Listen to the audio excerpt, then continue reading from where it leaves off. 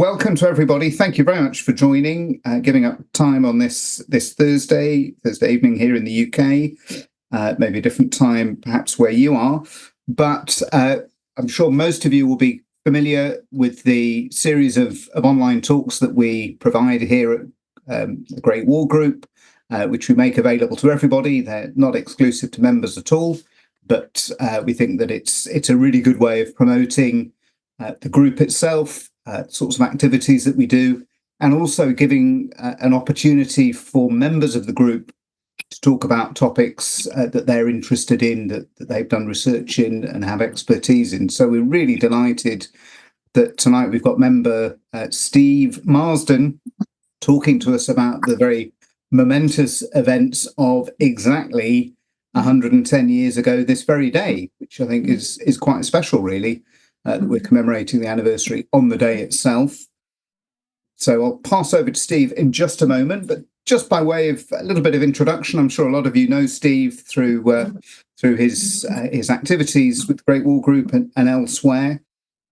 But just in terms of a quick biography, after a long career in finance, Steve retired and now spends most of his free time on his twin passions of cycling, as we've just heard about, and military history, and in particular, history of the Great War. Steve first visited the Ardennes, as the topic of this talk, over 40 years ago on a weekend trip to Marsdin. But for the last 25 years, his interests have focused on those earlier of the Ardennes during the First World War. And that's fought in the area where his wife Muriel originated from, and in fact where his parents-in-law still live, and as he was saying, where he's just spent the last 4 weeks. So without further ado, I will hand over to Steve. Thank you, Steve. Good evening. Can you hear me? Loud and clear, thank you. Good. Right, 22nd of August 1914, up until recently, was thought to be the bloodiest day in the history of the French army. Many military historians still claim 25 to 27,000 people were killed on that day. Research done during the centenary period by manual analysis of the Mort de France records by various individuals reduced that figure to between 21 and 22,000. One of the reasons for that is at the beginning of the war, it was a mobile war. People didn't know exactly, had someone died, were they missing, what happened, which day did they die on. When static warfare set in, it was much more easy to record the date of death, and by then the dog tags were better. You had duplicate dog tags or dog tags to be attached into, so record keeping became better. Why that's important is because on the 25th of September 1915, the French lost 23,000. And there's always been some argument between the two camps, which was the bloodiest day. I'm prepared to accept it's the 25th of September 1915 because of the more modern research. But bear in mind, some historians still think 22nd of August was the bloodiest. Either way, I think we'll all agree it's a huge figure for people, for deaths on day. More importantly, if you think about when it is, it's within 3 weeks of the beginning of the war, 3 weeks from mobilisation, and you're losing 22,000 on a single day. The day before the British Army fought its first battle, they've lost more than we lost on the Somme. So that's why it's such a significant date. Now, Battle of the Ardennes, why call it Battle of the Ardennes, not Battle of the Frontiers? The Battle of the Frontiers originally was given, its name given to a string of battles stretching from Alsace-Lorraine, the Battle of Mulhouse started on the 7th of August, the invasion of Lorraine, the Castelnau's plan around Morhange, that was the 14th of August, Battle of the Ardennes, the 22nd. You've also got the Battle of Charleroi with Lanrezac's 5th Army, that was the same weekend, and of course on the Sunday, we've got the BAF in Mons on the 23rd. Now, the Battle of the Ardennes name fell into disrepute, really, around the time of the Second World War, when the Battle of the Bulge became known as the Battle of the Ardennes. And because the bulk of the casualties of the 22nd of August were fought in the Ardennes, that became synonymous with the Battle of the Frontiers. So some people use the name Battle of the Frontiers, and they mean the Battle of the Ardennes. So, Battle of the Ardennes, where was it? Because most people, historians certainly have heard of Bastogne, the Bulge, and so on. But the Ardennes is a big area. The first Battle of the Ardennes wasn't fought on snowfield fields like demonstrated this cemetery. That's actually a First World War cemetery. The First World War Battle of the Ardennes was fought on a hot summer's day. And I think at this point we need to touch on the Ardennes itself. The Ardennes is a huge area. It stretches from the German border near the Eisenberg Ridge down into Champagne-Ardenne in France.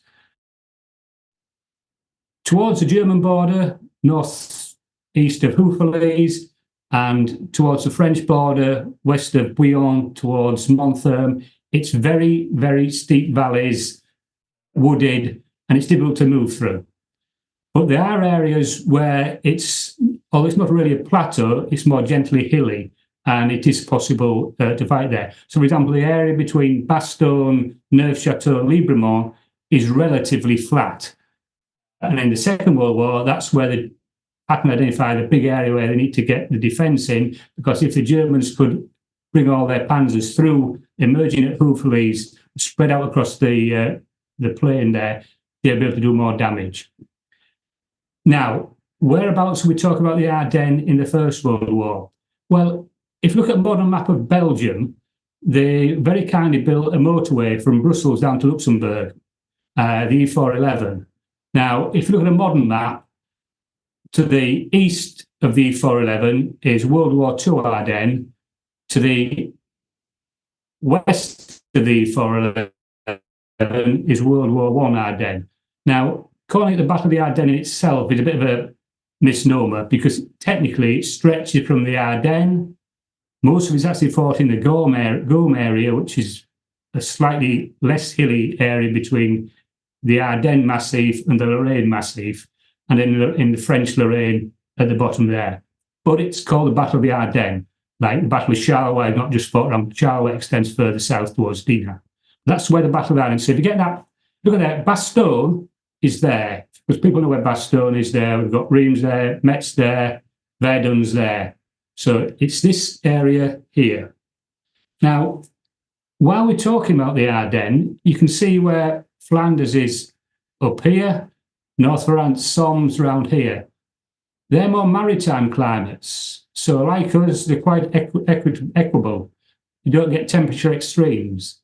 The Ardennes is a continental climate. And what that means is in winter, it can get very cold, and in summer, it can get very hot. And by chance, the two great battles of the Ardennes were fought in temperature extremes. -20, it can get to in the winter, and it did do in December 44. And in the summer, even at the early part of the 20th century, without global warming, it could get just about touch 30 degrees in the summer. Last week it was there, it got to 37. So it was very hot. So, and those temperatures had an effect on both battles. The other thing is the geography is different in both parts of the Ardennes. Here, World War II Ardennes, the river valleys tend to run north-south. Here, they tend to run east-west. And that's important because in the Second War, the Germans advanced across the grain of the terrain and had to zigzag, and it slowed them down. And the French did the same here. So that's why it's important to look at the Ardennes, its geography and its meteorology. So, who's participating in this Battle of the Ardennes? Well, 4 armies. French from north to south, 4th and 3rd, and similarly for the Germans, 4th and 5th. So I've got Duke Albrecht, the Crown Prince, Ruffy for 3rd, and Longley de Carry for the 4th Army there.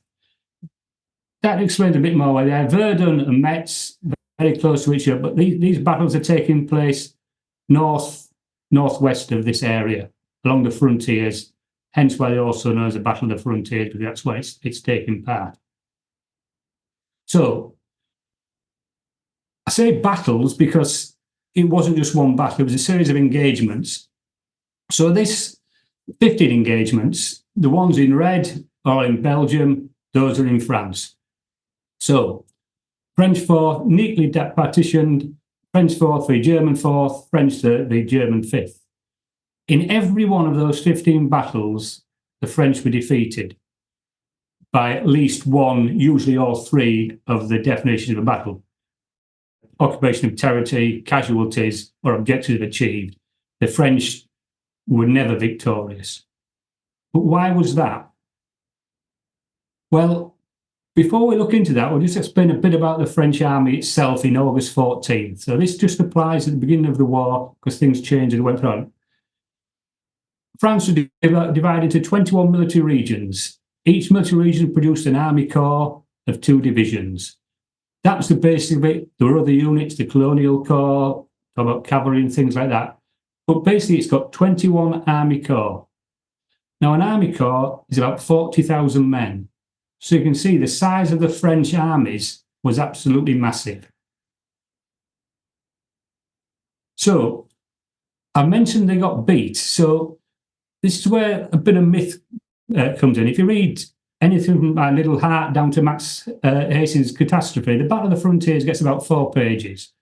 Max Hastings' book, it's error-ridden, but it tends to go for the old trope of, it's because offensive à outrance. They just attacked willy-nilly, the Germans were dug in, retrenched, and they got defeated. There were no examples of an offensive outranced on a battle of the frontiers. They were all encounter battles. The armies literally just ran into each other. So that's one of the biggest myths there. What there was offensive spirit, which is different.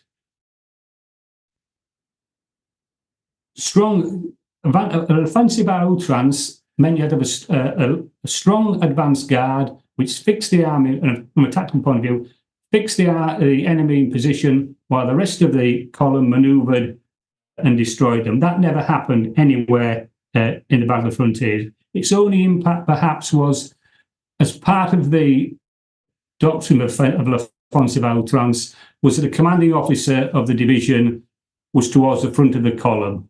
And occasionally, if the column was trapped, he couldn't, given the poor communication at the time, he couldn't keep good overall command of his forces. But really, offensive outrance, not really an issue on there. The other thing people tend to say, it's because you all wear red trousers. Well, I'm not going to go through all 15 battles today. I'm just going to go through the 2 involved with the Colonial Corps, because the Colonial Corps lost 15,000 casualties of all sorts on that one day. 15,000 for one corps. And they didn't wear red trousers. They were all a variety of blue uniforms. So, no, yes, it maybe gave the Germans confidence because they looked like the troops of 1870 and they thought, they haven't advanced much. But other than that, no real military advantage for them turning up like that. The cavalry's outdated. This picture there, 1815, 1870. No, these are actually cuirassiers photographed in Florenville in the Semois Valley in 1914, the first week of the war. They're from the 4th Cavalry Division there. Yes, that's true with the breastplates, but within a few weeks, they ditched the breastplates. They'd already covered the helmets up so they don't shine. But you've got to imagine, French had a lot of men on horse. In total, the size of all the French horse cavalry in shape and form was about the size of the BEF. They had that many people, different sorts of cavalry, dragons, cuirassiers, chasseurs, so on, so on. And it's when we tend to sort of laugh at these pictures, it's worth bearing in mind 2 things. One, Le Cateau saw this cavalry corps played a vital role in protecting the western flank of the British BEF there, allowing them to only concentrate on the centre and the other flank, and allow them to retreat. And also, the very first battle on French soil at Montjean, the 14th Hussars arrived, identified the advancing German column. Did they charge willy-nilly? But what did they do? No, they dismounted their machine gun wagons and attacked the enemy with machine guns before withdrawing to notify the rest of the corps. So appearances can deceive. They had no heavy artillery, they just had the 75. Well, heavy artillery only comes into its own with static warfare. The 75 was designed for what the war that French thought it was going to be fighting, a war of offensive and also a war of movement. Now, in a war of movement, you can't be lugging around a huge cannon that takes with 18 horses that moves about a mile an hour. You need something that's more easily attachable and transportable. So to compensate from the fact that you can't have a big gun firing one round every 5 or 6 minutes, they had to come up with the idea of a smaller gun that would fire a lot more rounds in a shorter period of time before hitching up, moving on before counter-battery fire could take place. And they came up with probably the best field gun designed in the last 150 years, the 75mm model 1897. It could fire with a trained crew in most favourable conditions, 30 rounds a minute, but an average crew could fire 15 rounds a minute. Now, they can't do it for very long, a minute or 2 minutes before you have issues of overheating, things like that, but it's not designed for long, intense periods of fight. It's designed, identify a target, fire, hitch up, move on. So that's what you got to bear there. Now, the 75, you might think, oh, well, it's good, but it's not a howitzer. Now, Joff had already identified the need for a howitzer, but from design to production takes some time. So the 75 compares to the German 77, apart from one important feature. The HE shell of a 75 is 4 times more powerful than that of a 77, and it's equivalent explosive power to the shell of the German 105mm howitzer. Now, it can't fire at a howitzer trajectory, but its actually destructive power is similar to that. So when people say the French have no heavy guns or they're outgunned by the Germans, in the Battle of the Frontiers, that wasn't the case. Most of the artillery fire was between the French 75 and the German 77, and the 75 was far superior to the German 77. They did have some heavy artillery. In the French army had in service 104 pieces only of 155 tracked Rimailho cannon, this one here. Now, Rimailho was one of the 2 designers of the 75, but this never really got beyond beta format. It had all sorts of problems, but it could fire 8 rounds a minute. Unfortunately, it didn't have many of them. Now, what were the real reasons for the failure? 2 simple ones, really, both interrelated, and it's lack of training. In any field, finance where I worked, any football, whatever, if you don't train or practice, on your first match of the season, you're going to get beat by an opposition who did. And that's basically what happened on the 22nd of August. Lack of training, because at a corps level, that's which we've seen as the basis of the French army is organised. That's, for example, artillery. Each division had an artillery regiment of 36 guns. The corps had an artillery regiment of 48 guns. So it was a corps unit. And the French only had, by the outbreak of war, 2 corps area-sized training facilities. The Germans had 1 training facility for each of their army corps for 15 years. The French couldn't get trained in effective combat. That was the problem.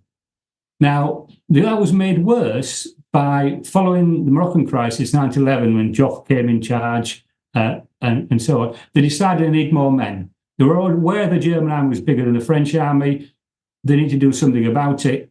So at that time, conscription was just for 2 years. They tried to get through Parliament to 3 years.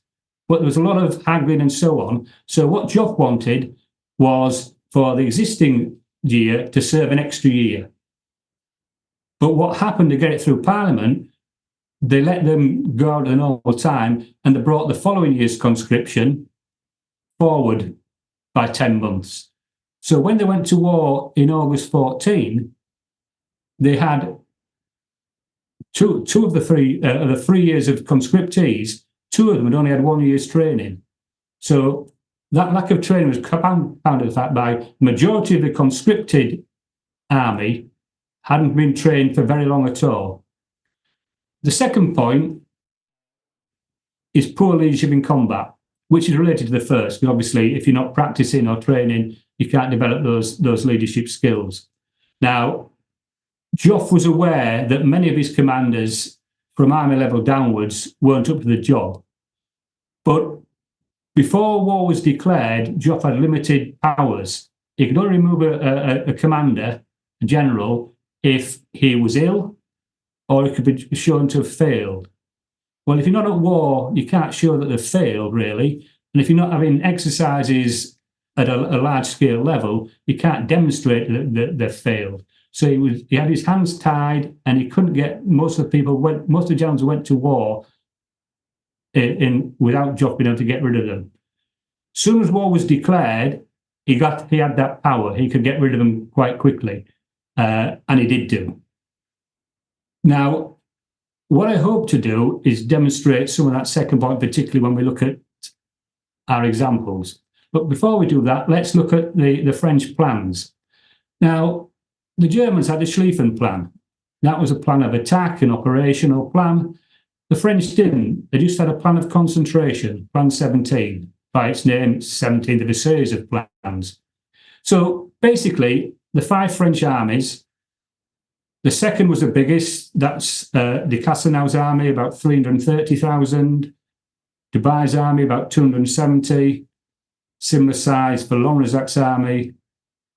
Third army, slightly less, only 3 corps, but large corps because it faced the Moselle Stellung around Metz, the big heavily German fortification stopping the French advancing up the Moselle Valley. That had about 250,000.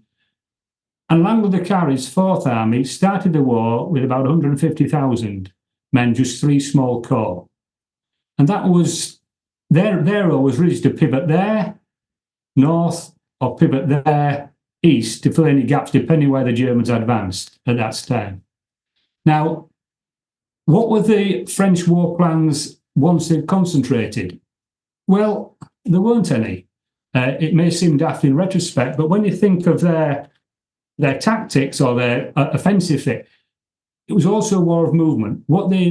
They couldn't move one way or the other without knowing what the Germans were doing. So it was more of a reactive type plan. Yes, they're going to advance in Alsace-Lorraine because the Spirit of the Grand Advance insisted on that. And the first attack we saw was Battle of Mulhouse, when Dubai's army advanced into Alsace. But Dubai famously asked Joff, if it's your plan to invade Germany through Alsace, I'll need more men. And Joff replied, well, it may be your plan, but it's not mine. But rather usefully or not, he didn't tell him what his plan was. Similarly, Lonresac of 5th Army was asking him, what happens if the Germans come round through Liège for the night? This is earlier in August. I'm going to be stuck. I need to move further up towards Charleroi now. What are you going to do? What's your plan? And Joff, again, didn't reply to him. And Joff was a bit like that. You can see the picture. I mean, it looks like a cuddly old uncle or Father Christmas type figure. But he was an engineer by profession. They're very precise people. So he's one of the things where his appearance belies his actual intellect and analytical ability. But what he didn't do was write much down. He was a great thinker. When he did write things down, he tended to commit to specific detail. Only one time in his life, as far as I'm aware, was he went to a bit gung-ho phrase, and we'll come to that later on because it came back to haunt him. So, how do we know what his plans were? Well, most of the commanders stated what the plans were, what they would have done after the war, Joff included.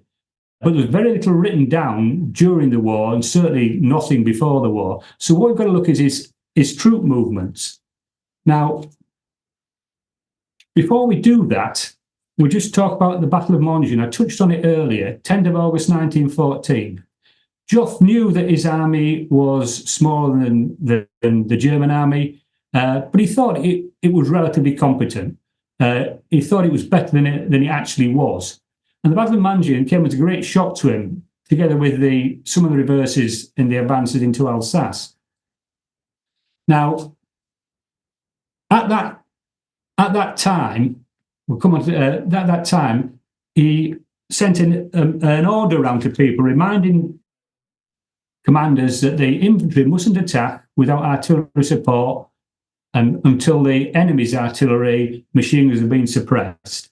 Because at Marsdin, what had happened was the infantry charged gung-ho into the Germans and were basically mowed down. General Cordinier from an adjoining division heard about the fighting, intervened, used his artillery effectively, and managed to drive the Germans off.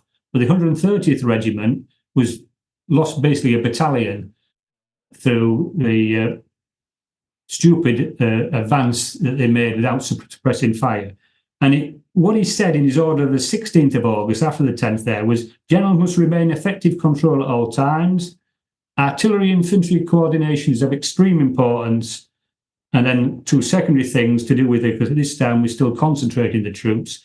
Generals must ensure that troops are well fed and that approach marches aren't too long. Now, somewhat ironically, he issued a virtually identical order after the Battle of the Frontiers, Battle of the Ardennes on the 22nd, because those orders hadn't really been followed. But as any teachers here will know, shouting and telling people what to do isn't effectively as showing them what to do and letting them practice what to do. Joff's order, or Joff realising things are going a bit awry, he can't correct it with a few words. It's something, unfortunately, that the armies are going to have to learn in the field, and the price of that is the death of many of them. So, Joff's plan then, the attack at Marsdin by Second Army, that was de Cassenau's plan that Joff agreed to. But Joff's simple idea was, his army was smaller than the opposition, and his way to rectify that was prepare the ground for a flank attack. Now, he was late to the party in recognising that Germans were arching around the northern Belgium through Liège, but when he realised that, he decided to start beefing up Fourth Army. So Fourth Army grew from the smallest to one of the largest armies. It grew from 5 corps to 3 Army Corps to 6 Army Corps, a cavalry corps, and 2 reserve divisions. Now, the 9th Corps never actually took part on the 22nd, and the reason for that, it was coming from de Cassenau's Second Army, comprising 17th and 18th Division. But unfortunately, just as they were about to set off, the Germans counterattacked at Marsdin. So they left one composite division there, and the rest came across here, and the other division was replaced by the newly arrived from Africa Moroccan division, Dubois' Moroccan division, one of the best divisions of the French division of the First World War. But they took no part on the 22nd because they were late arriving. So it increased these things. So, for example, on the 8th of August, the Second Army Corps joined. On the 20th, on the 16th of August, the 11th Corps and 2 reserve divisions joined. And then on the 18th of August, the Cavalry Corps joined. And then on the 20th, as I say, the 9th Corps were ordered to join the 4th Army. So they're in this place here. Now, where are they going to attack? Well, the Germans are up here, but they can't attack fighting there because there's 2 forest bands, the forest of Neufchâteau and the forest of Orval, or the forest of Merlinvaux, or sometimes known as the Gourmet's forest here. And that there's a Semois Valley. What Long de Carré and Joffre wanted to do was engage the Germans in a decisive battle in the area of Neufchâteau, Bastogne, which is over here, and Libramont, because it's like in the Second World War, it's the only area where it's gently undulating for 50, 60 miles either side that you can actually fight a large-scale battle on without being condensed in narrow river valleys or wooded valleys. The problem is you've got to get there and advance through these 2 forest bands. The Germans are still arching arcing northwest through Belgium, just north of Neufchâteau. Now, at this time, aerial reconnaissance was in its infancy, but it was still quite effective. Each French Army Corps had an escadrille, or a squadron attached to it. Fourth Army's identified troop movements, not Bastogne, arching northwest, very, columns of 5 and 6 mile length. So they knew the Germans were there. That was 2 or 3 days' march away. Now, among those were people like Peugeot. He was one of the pilots. He would later become the chairman of Air France for many years until he died in I think, the 50s. So they were very experienced pilots, and they brought back the information. But the problem was, if the Germans ever turned south, the French were advancing, they weren't going to get out of the forest. Longue de Carry was extremely worried they'd do that, and he kept asking for Joff's permission to attack before the Germans did that, or if the Germans were to do that, what should he do? Now, Joff kept waiting and waiting, because what he wanted was the bulk of the German armies to move across so they could attack the tail of the column, break through and separate Fifth Army and the armies in Alsace-Lorraine from the rest of the other army, and let them buffer against Lanrezac and the BEF. And hopefully, because their supply lines have been cut, it will give them a better chance of winning that decisive victory. Eventually, when he received his extra cavalry, he sent more patrols out there trying to identify this, but continually reported the Germans were advancing in the direction they thought, in a northwesterly direction, i.e., across the front of any advancing French armies. Eventually, on the 21st, he decided, right, they've advanced far enough, we can attack now. And Joffre made his famous order, l'ennemi sera attaqué partout où on le rencontrera. Basically, wherever you find the enemy, you've got to attack them. Now, that was an order sent to the army commanders. So it was an operational level order. Telling them, go on, meet the army. When you meet them, attack them. What it wasn't was a tactical order. But what happened was that phrase repeated, and orders were cascaded down from army to corps to division to brigade to regiment, etc., etc. And it changes its meaning as it does that. Because what Joffre didn't do, he didn't remind them about what he said earlier on about make sure you've got the enemy artillery machines are being suppressed by artillery before you attack. He just sent that message to the army commanders and expected them to interpret accordingly.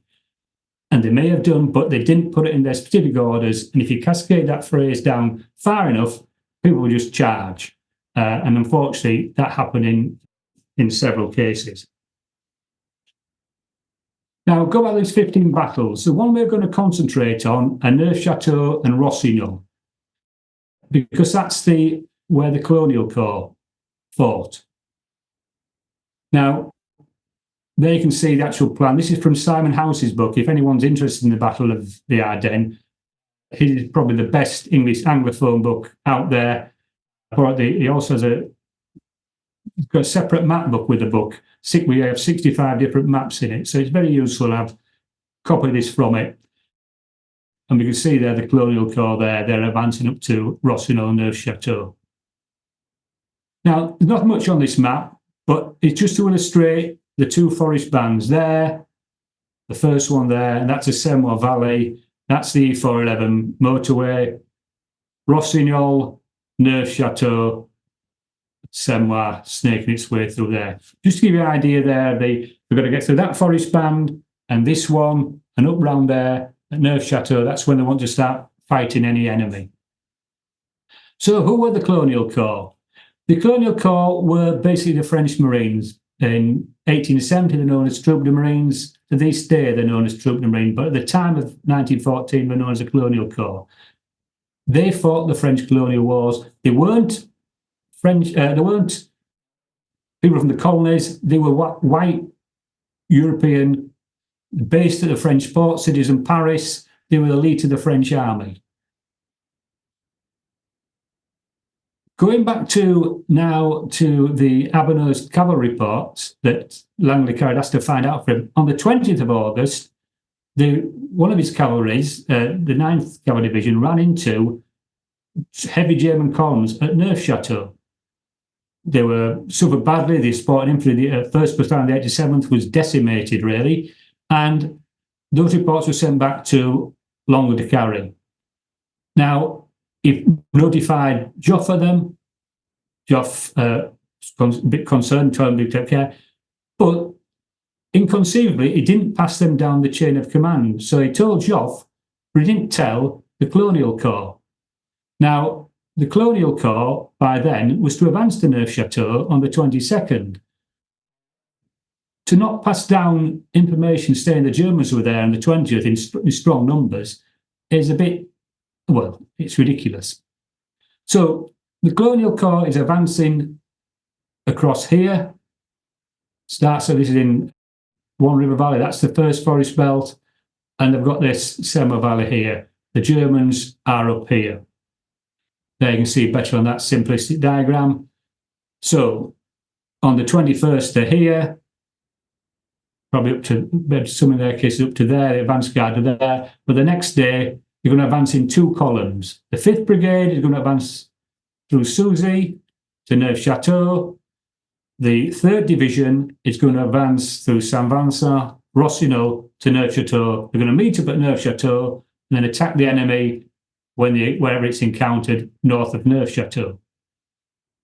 So, what went wrong? Well, we'll look at the 5th Brigade. That's a left-hand column. Now, before I do that, I'll just briefly explain what the Colonial Corps was made up of. At that time, 1st, 2nd and 3rd Divisions. The 1st Division was split. One of the brigades was on the Italian front, the 5th Brigade was left.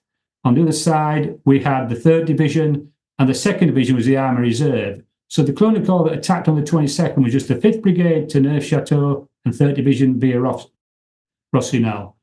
They marched to Neufchâteau, the advance guard arrived there around 11:30, and as they marched up this hill here, they encountered the baggage train of a German reserve brigade marching westwards.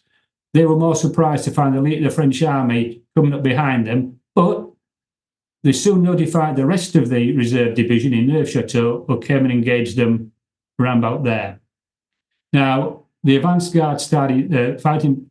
They were more experienced than the Germans, but the Germans had more men, and they managed to occupy the heights of the Bois d'Ospo. By 1 o'clock, the French were all here.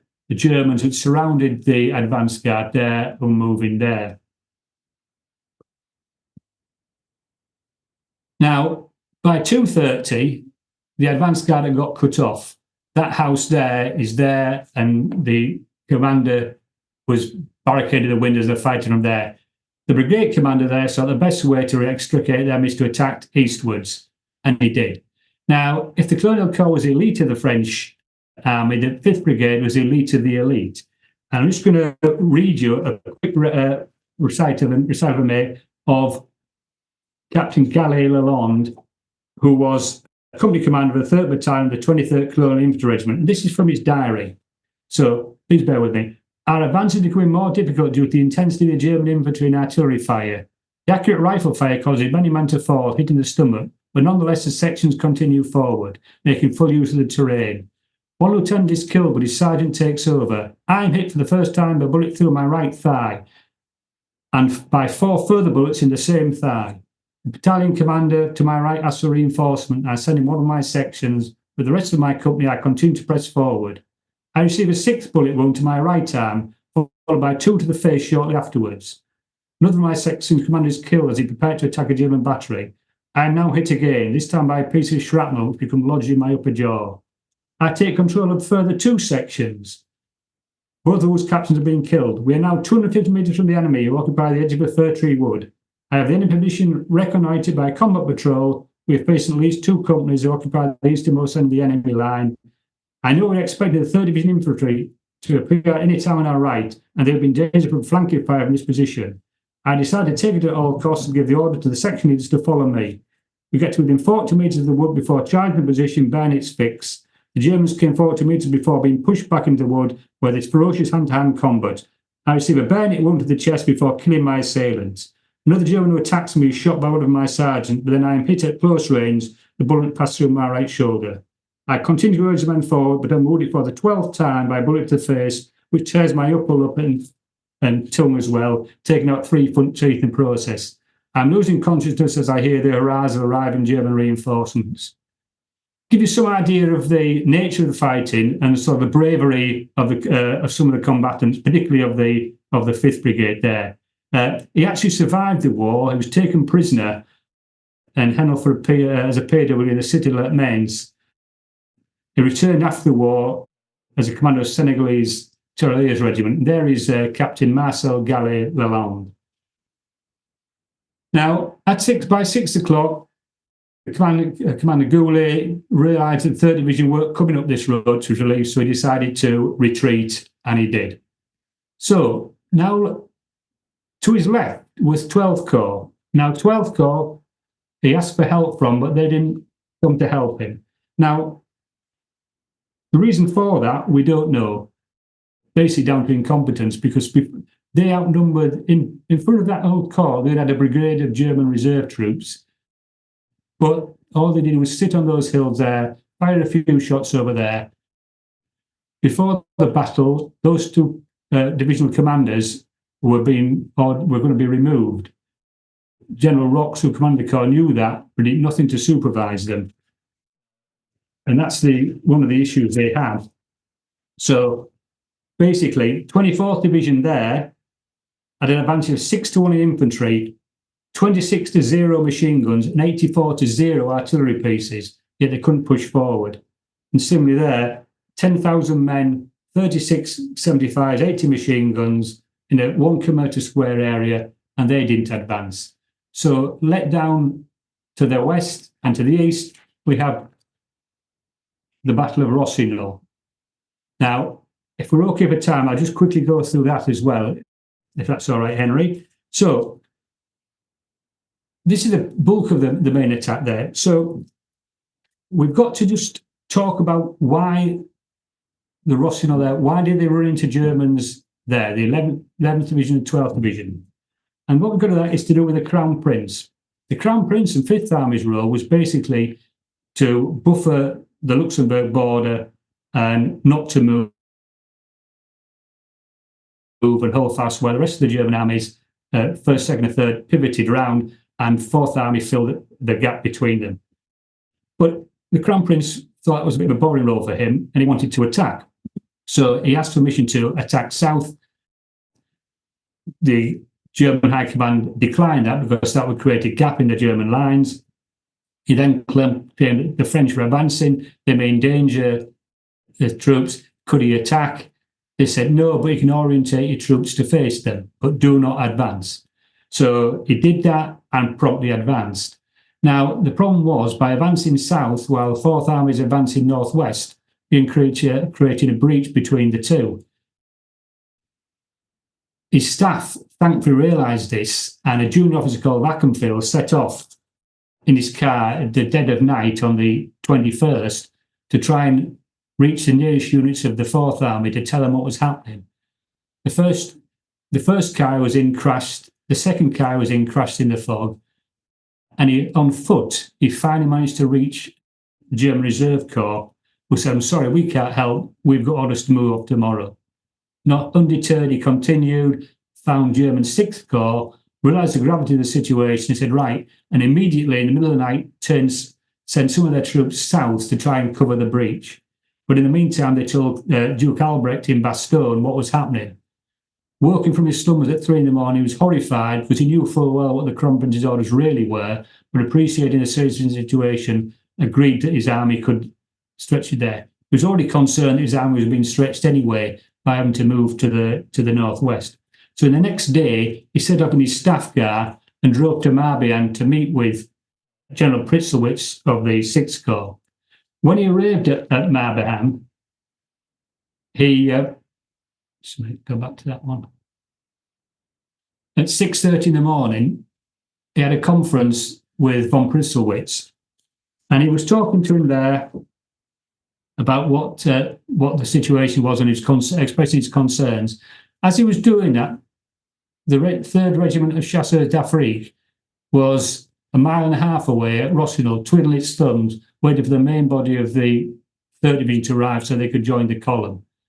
So if they'd have, instead of sat there waiting, explored that clearing further, they might have come across the army commander and so on. But whilst he was there, he received further information. It was a foggy morning and his aircraft hadn't been able to get up to start with, but now they could. And it just, as he was there, they received a bulletin from the brother of Oswald Bulk, who was a flyer for him. He managed to get on airborne and he came down to see him. And he said, actually, there's no less than 5 French columns heading northward into the Ardennes, into the flank of your lines. So by now, by now, Prince Rupert was very, very concerned, but he managed to get communication to his troops to beware of that. So fortuitously, by the Crown Prince's reckless behaviour, the German 4th Army, or certainly 6th Corps, had pivoted to face the advancing French forces.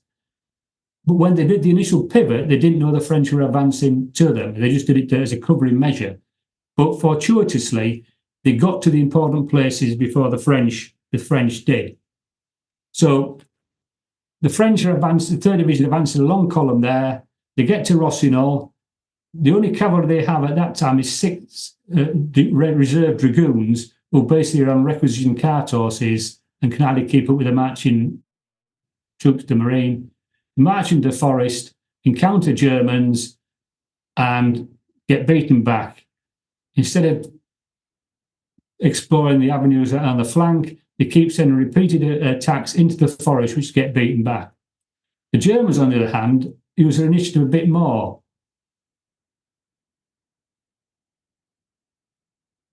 They send a flank guard round here to come out at the side of Rossignol, manhandling artillery pieces through the forest tracks, and they appear there. Miraculously, the French have abandoned this hill here, so they install artillery here, which is in a shelter position to fire on troops at Rossignol, and also it's out of the shelter from French artillery still back here at St. Vincent.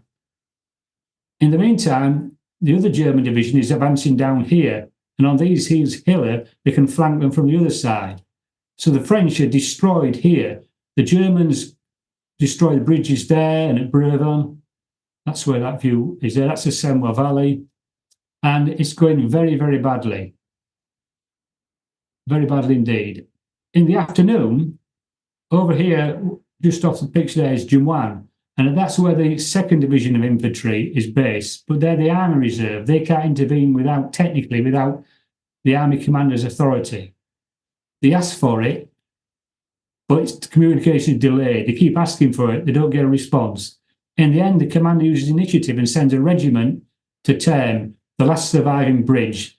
Hand-to-hand fighting, they expel the Germans at huge cost, and the way is open for the cavalry, 3rd Division to retreat. Just at that time, the Colonial Corps HQ, who are travelling the area in staff cars, come across them and say, just a minute, what are you doing here? You're the Army Reserve, you should be back in Jumoine. Get back there. So, unbelievably, they then evacuated back to Jumoine. The Germans couldn't believe the luck, retook Termes, refortified it. In the meantime, they got a response from Longwood de Carry, which said, yes, you can attack Termes, but by then they couldn't get it back. So, due to the strange decisions of the Colonial Corps staff, the one escape route of the 3rd Division was lost, and most of them died in Rossignol or on the route from Brevin. That's the artillery column on the route to Brevin, stuck in column, and once artillery gets stuck in column and caught in counter battery fire, even before it can be deployed, horses destroyed and killed in the traces, guns destroyed in the traces. It was a terrible battle. That's the memorial there. That's the centenary celebrations. They're the troops to Marine today.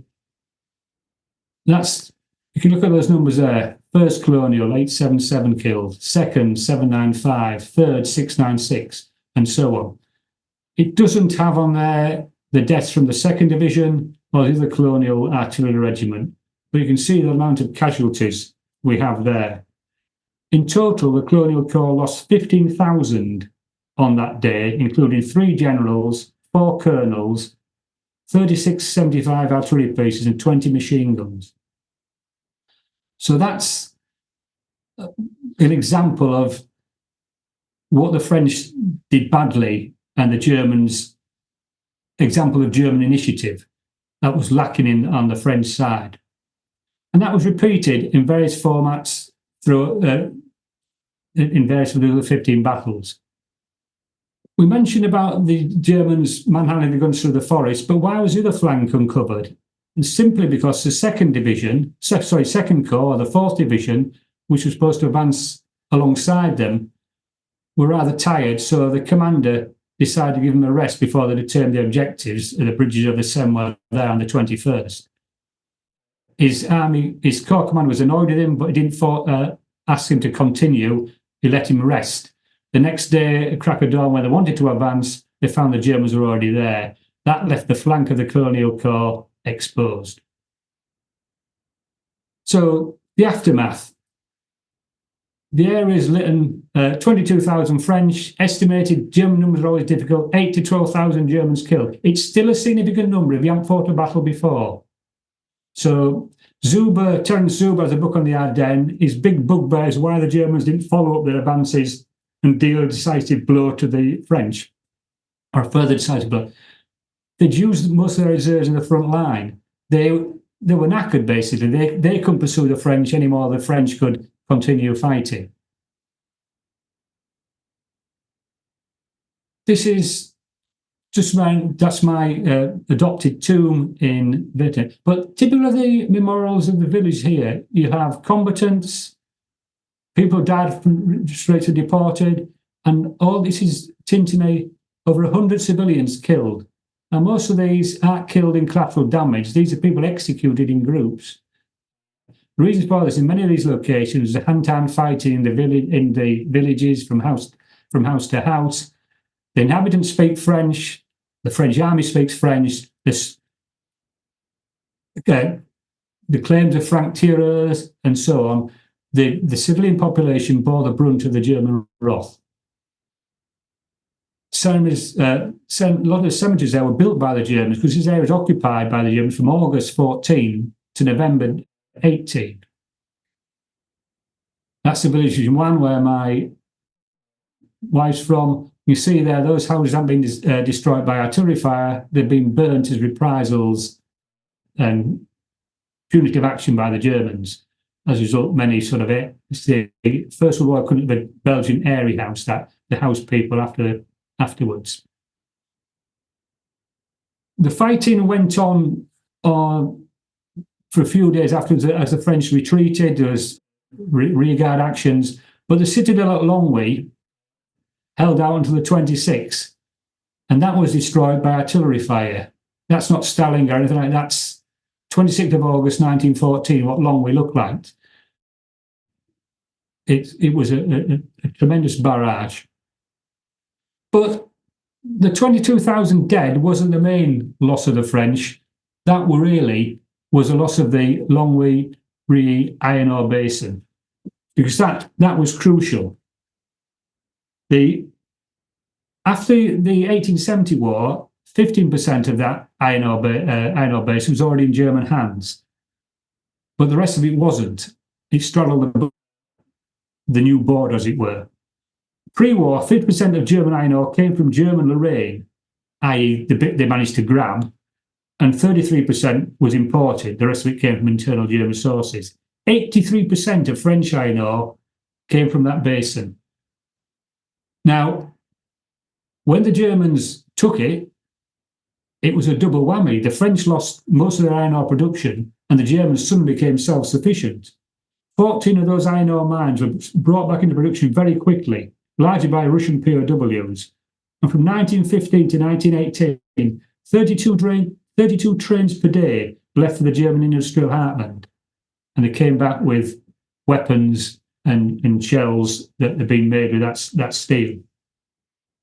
Now, that was the main loss. One other German gain was to gain the railway line that went along the Cher Valley to Charleville, and that helped them supply most of the Western Front and a communication line. Ferdinand Foch lost two. He lost actually his only son and his only son-in-law on the 22nd of August. And I always wonder if that's where he gets that phrase from: the most powerful weapon on earth is a human soul on fire. He wasn't actually told about the loss until the Battle of the Marne was well underway. But yeah, he lost his only son, his only son-in-law, Gervais Foch and Paul Becker, on the 22nd of August. So I always think that that was one of the things that gave Foch the steel that made him such a good commander. What happened afterwards? There were a lot of recriminations. We already know Joff wanted rid of many commanders. Albert Messermy, who was the Minister of War, wanted them executed. He wasn't joking. He actually did want them executed, because you talk about France here, not Britain, the guillotine people, and et cetera, the Commune in 1870, in the 1870s and so on. It's quite a violent, can be quite a violent place. But Joff placated him, and by the time he was removed from office anyway. But Joff now wanted to get rid of people, and he started getting rid of them. He didn't want to send them to Paris, demote them, or send them somewhere with a bit of influence, so he wanted a backwater. Now, some of the worst offenders from the 12th Army Corps, and they're based in Limoges. That's their head town. So hence we got the expression limogeage. It's people being sent into obscurity, and many, many were. So, learning curve. We use a phrase quite a lot in the First World War. I don't particularly great fit, but I think the only time we can see about a real learning curve is the French army, because between 22nd of August and the Battle of the Marne, the French learned how to fight properly. Yes, there are other advantages. They were fighting on interior lines, the Germans fighting extended lines, but in those 2 or 3 weeks, the French had learned what all that training they'd have missed. They learned better, learned more quickly under fire when their lives depended on it. And the French army and the French soldiers were a better unit by the time of the Battle of the Marne. Whilst we mentioned the Battle of the Marne, I'll finish it on one thing: the taxes of the Marne. That's one of the famous photos showing people arriving. Well, they arrived late, and if you think about it, there were about 600 taxis, 3 to a taxi, 4 to a taxi, even 5 to a taxi. You can't transport many people.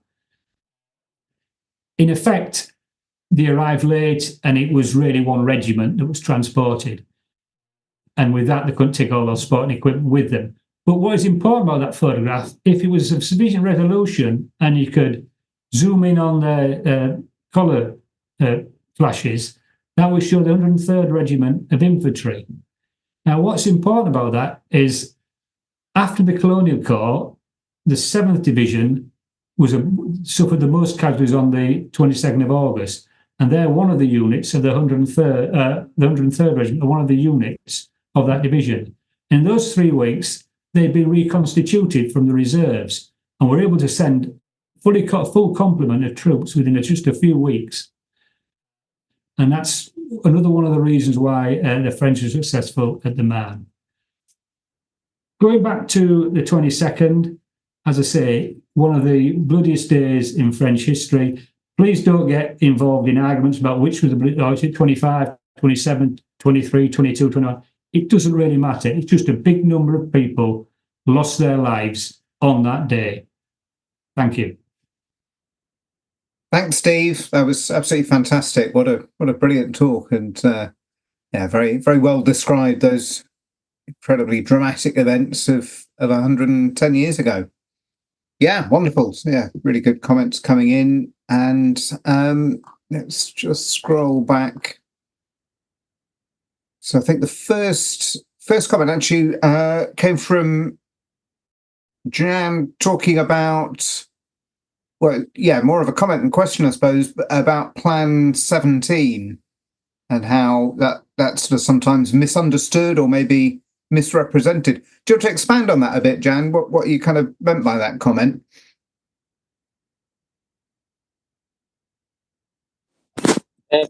Thanks, Henry. it's often kind of represented in English language accounts as actually being a plan to invade Germany. I mean, one of the things that often comes to mind is a comment that, I can't remember which historian it was, said that the Schlieffen plan deserved to succeed, whereas Plan 17 deserved to fail. Whereas if it's just a plan to concentrate troops, then it doesn't really sound to me as how it's been described in the past at all. Yeah, well, Plan 17 certainly was a plan for concentration. The fact that Fourth Army was sort of held in just behind the other four armies and could pivot one way or the other, it was a reactive plan. Unlike the Schlieffen plan, which is a complete operational plan all the way around from start to finish, it wasn't an offensive plan as such. Basically, Joff was thought on the hoof from the attack point of view and developed that plan in the first few weeks of the war. You might think that's ridiculous, but you've got to think what happened with the Marne. Joff started planning the Battle of the Marne on the 24th of August, 2 days after the 22nd. And that's when the first seeds of the embryo of his plan for the Marne started forming in his mind. So he was a very quick thinker. He was a very astute man. But certainly, from the point of view of Plan 17, it wasn't a plan to attack in a particular direction. It was just a plan for concentration to cover all bases. Great. Thanks, Steve. And Stuart had an interesting question about the reaction from French society or French media. Do you want to expand on that, Stuart?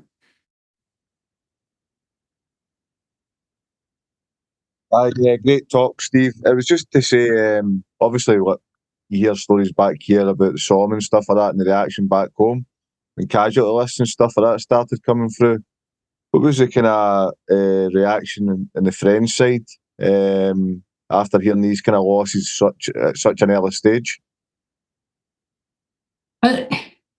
By the time there's a lot more censorship in France as well, and casualties at that stage were a lot slower getting back because of the nature of the open warfare. Like I mentioned, the actual numbers, establishing the numbers, so it took time to get back.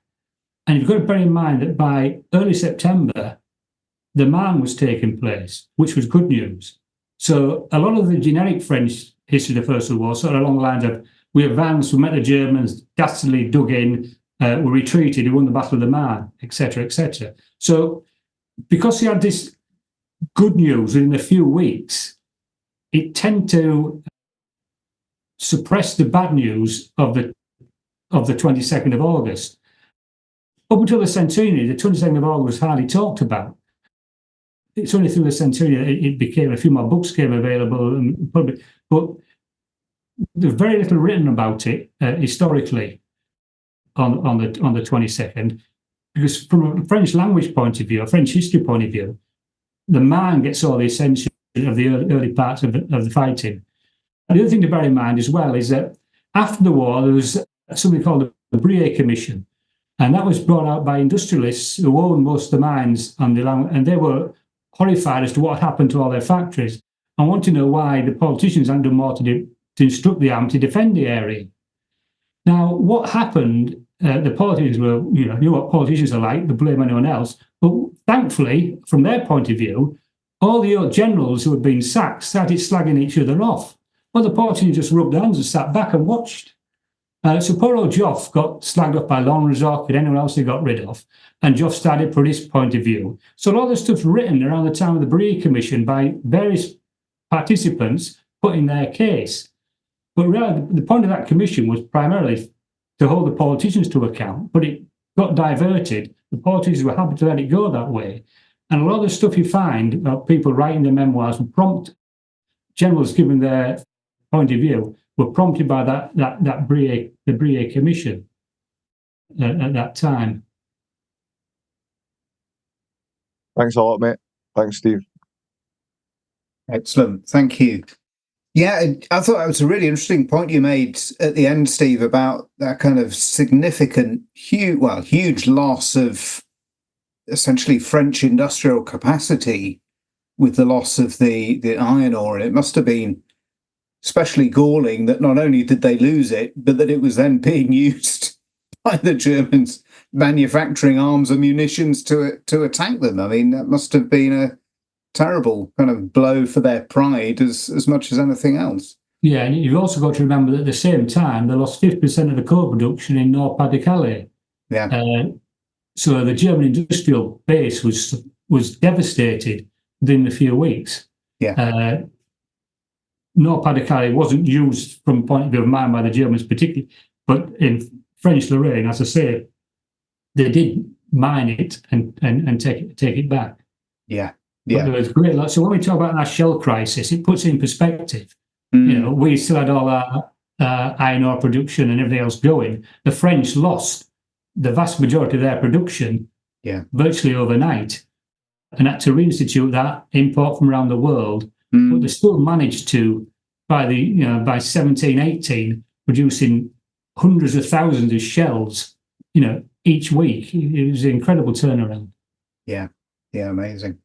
Do you know whether compensation was paid? You mentioned about the industrialists who were sort of very kind of rather bitter at the end. Were they kind of paid out for their losses? They got some remuneration from the terms of the Treaty of Versailles, but it's not quite. When you go back to your factories, they've either been used, or the ones that didn't use, they ripped everything else and shipped the machinery back to Germany. But yeah, there was some remuneration from the terms of the treaty, but I don't think it was full value. Yeah. Question from Richard Willis. I don't know if it's a serious question there, Richard, or a bit tongue in cheek. No, well, I know Steve very well. Yeah, fellow York City fans. So are you planning to write your magnum opus on this battle, Steve, or are you going to leave that to others? No, I'll leave that to others, because Simon House's book is very good. In fact, I'll put a list up with that of what books to read, but that's the book you ought to get if you want to read an English one there. And what's good about it is that's the map book. 60-odd maps in there, and that's based on his thesis. If you're tight-fisted, his thesis is available free from King's College. But this is an expanded version of his thesis. It's not just his thesis, to be fair to Simon, but it's a very good book. The other books, if you can speak French, you've got a better choice, because that's the best two books. But you see, they're quite heavy tomes there. The first volume is 22nd of August. Second volume is 22nd of August to 26th of August, when the French army retreated across the Meuse. That's quite interesting, because if there's not much written about the 22nd, there's even less about the retreat and what happened in the next few days. But that's for French speakers. Jean-Claude Dely, who I'm pleased to say is a friend of mine, wrote them two volumes. It's self-published, because Battlefront is not popular. No publisher is going to allow you to publish two volumes like that, end up as doorstops. So he condensed it into this smaller book here, Economique, which is a French military series. You can read it in there. The maps aren't particularly good. If you want maps, look at Simon House's book and look at Google Earth, because the geography hasn't changed much. Some of the versions expanded with linear developments, but the great forest bands are still there. And that's what about the Ardennes. It's the geography that's the most important thing. The other book, Anglophone book, of course, I mentioned him earlier on, is Zuber. It's not an easy read. Zuber never is. Some of the stuff on the German side and the units is okay, but it gives over credit to the Germans and less credit to the French. And I say his big point when I've discussed this with him on the internet is that the Germans didn't follow up their advance and deal this massive decisive blow, smashing the French armies in two. And they weren't able to. They could win on the day, but if you suffered 12,000 casualties, and he fought, in fighting like in hand-to-hand combat, you've used all your reserves in the front line in the first place. Who are you going to attack with? But that's a separate moment there. I just had a quick question for you, Steve. More of a general one, really. When you're talking about the sort of very early stages, were there any fixed defences that the French had in the area, or were they just going to be reliant on the mobility of the forces that were assembled there?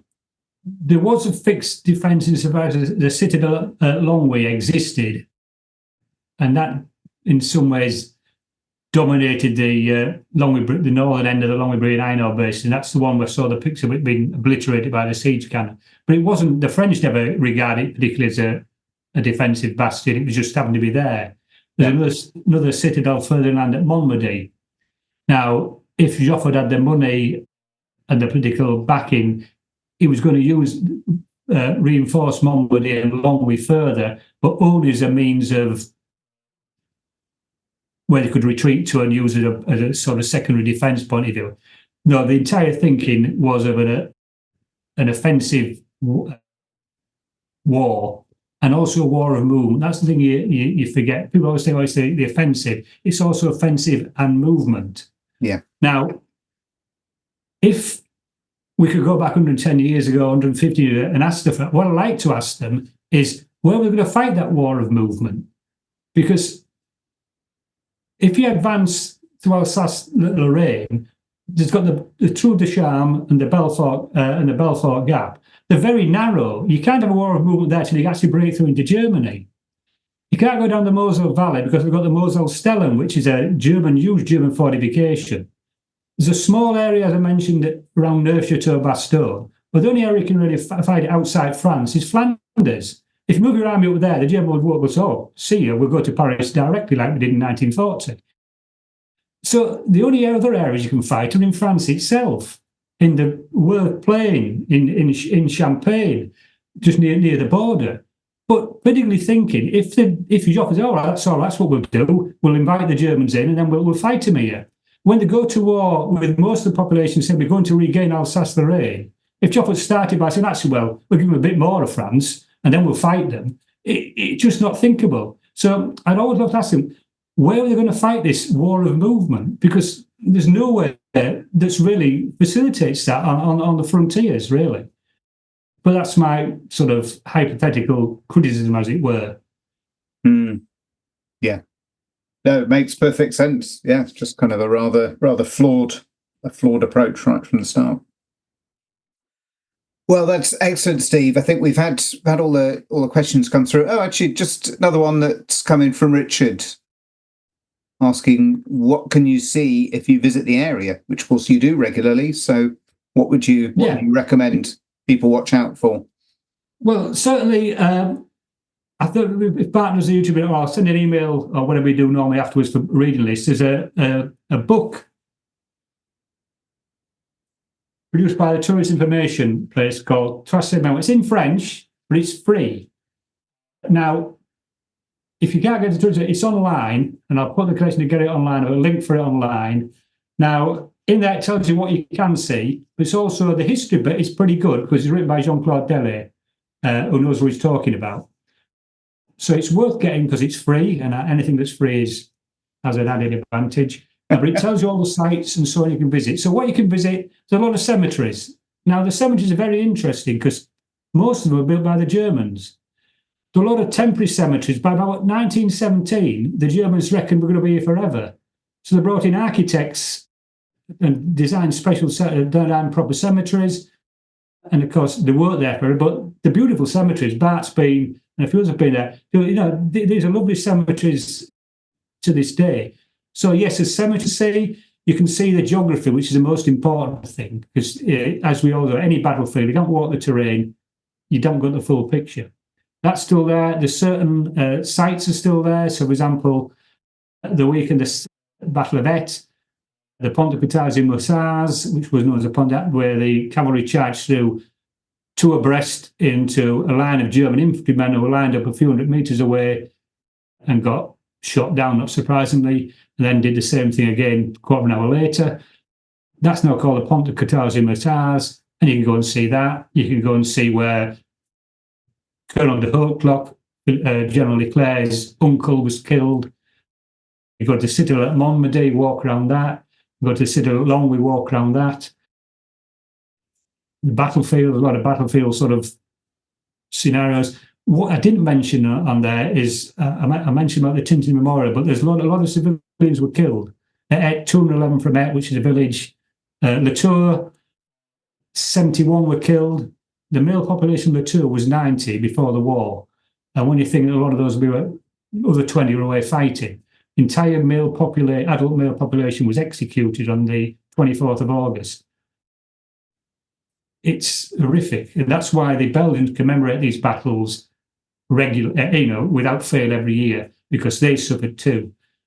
So it's like a joint commemoration between the Belgians and the French. So you can see the sites of these massacres. But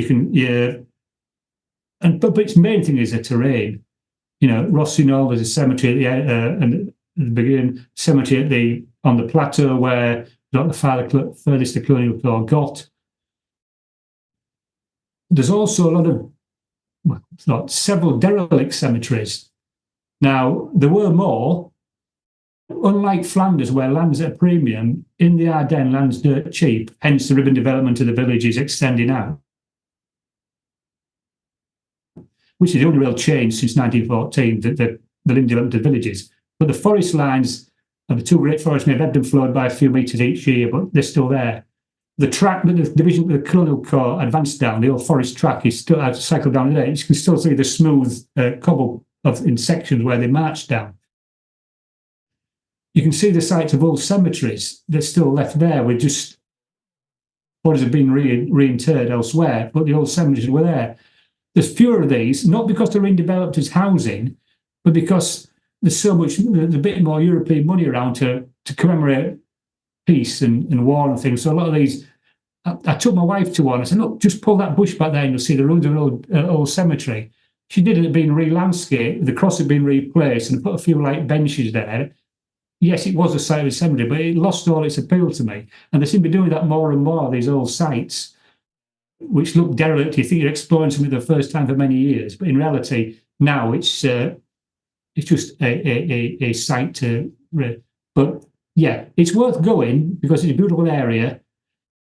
It's worth going because it's also on the frontiers. If you're interested in military history, you can, within half an hour, you're in Bastogne for the Second World War, Ardennes. You're in Sedan for all three wars, Maginot Line, all within half an hour. But that's not an exaggeration, is it, Bart? We got there, you can see a lot. Now, one of its problems is people who are interested in military history end up just, we'll go to Verdun, because Verdun's only an hour away. It's only 50 miles to the south. But the frontiers is really worth a visit. Frontier, plus it's beautiful part of the world. Hilly, not mountainous, but very pleasantly hilly. Beer's nice. Orval was destroyed during the French Revolution. During the First World War, it was a skirmish, I think it was on the 21st of August. A peloton of 3rd Chasseurs d'Afrique and a peloton of Uhlans skirmished there. 3 Uhlans were killed and 1 Chasseur d'Afrique who still rests in the graveyard at Mexte van Orval Church. Also during the war, the Germans brought architects over because they were going to rebuild the Abbey of Orval. And that was going to be a big project of theirs for when they sort of annexed Belgium. But it never went ahead. Orval was redeveloped in the 1930s under the auspices of a Belgian war hero. The first abbot of Orval was actually one of the highest decorated Belgian soldiers of the First World War. He was an engineer, first and foremost, but he was the first abbot, and Orval was rebuilt in the 1930s. And then more recently, to get the funds in, like all Trappists do, they don't have a coffee morning, they brew a beer. And the rest is history, as they say. Excellent. Well, thank you, Steve. I think on that recommendation, which would encourage, I think, anyone who hasn't been there to want to visit, we'll draw it to a close. But just conclude by thanking you once again for superb talk. Thank you as well for taking all the questions and expanding on that.